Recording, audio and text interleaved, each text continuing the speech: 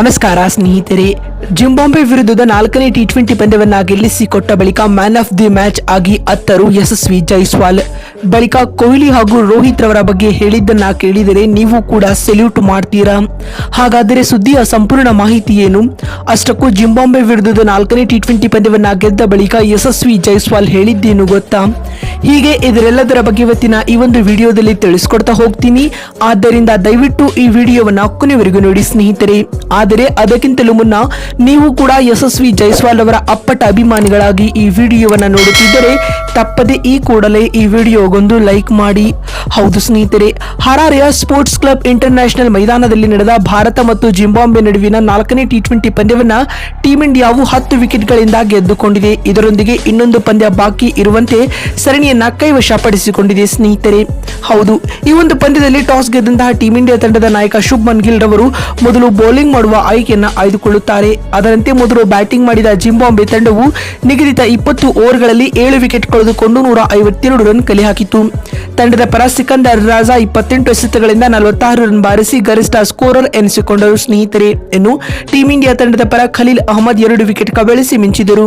ಪಂದ್ಯ ಗೆಲ್ಲಲು ಸ್ಪರ್ಧಾತ್ಮಕ ಗುರಿಯನ್ನ ಬೆನ್ನಟ್ಟಿದಂತಹ ಟೀಂ ಇಂಡಿಯಾವು ನಿಗದಿತ ಟಾರ್ಗೆಟ್ ಅನ್ನ 15.2 ಓವರ್ಗಳಲ್ಲಿ ಯಾವುದೇ ವಿಕೆಟ್ ನಷ್ಟವಿಲ್ಲದೆ ಚೇಸ್ ಮಾಡಿತು.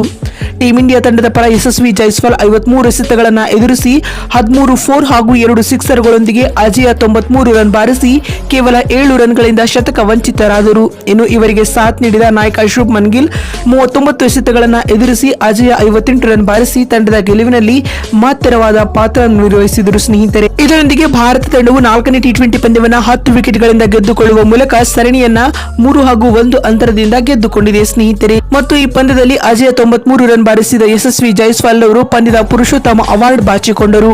ಪಂದ್ಯ ಮುಕ್ತಾಯದ ಬಳಿಕ ಮ್ಯಾನ್ ಆಫ್ ದಿ ಮ್ಯಾಚ್ ಆಗಿ ಮಾತನಾಡಿರುವ ಯಶಸ್ವಿ ಜೈಸ್ವಾಲ್ ಅವರು ಭಾವುಕರಾಗಿ ಈ ರೀತಿಯಾಗಿ ತಿಳಿಸಿದ್ದಾರೆ. ಬಿಸಿಸಿ ನನ್ನನ್ನು ಟಿ20 ವಿಶ್ವಕಪ್ಗೆ ಆಯ್ಕೆ ಮಾಡಿತ್ತು, ಆದರೂ ಕೂಡ ಟೂರ್ನಿ ಉದ್ದಕ್ಕೂ ಯಾವುದೇ ಅವಕಾಶಗಳನ್ನ ನೀಡಿರಲಿಲ್ಲ.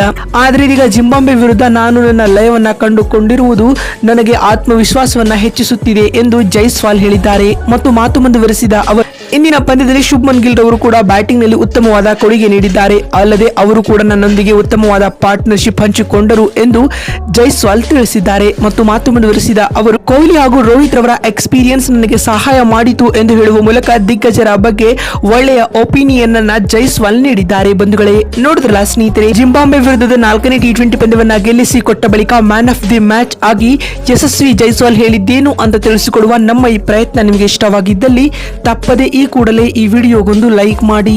ಮತ್ತೊಂದು ವಿಡಿಯೋದಲ್ಲಿ ಸಿಗ್ತೀನಿ. ಅಲ್ಲಿವರೆಗೂ ನಮಸ್ಕಾರ, ಧನ್ಯವಾದಗಳು ಸ್ನೇಹಿತರೆ.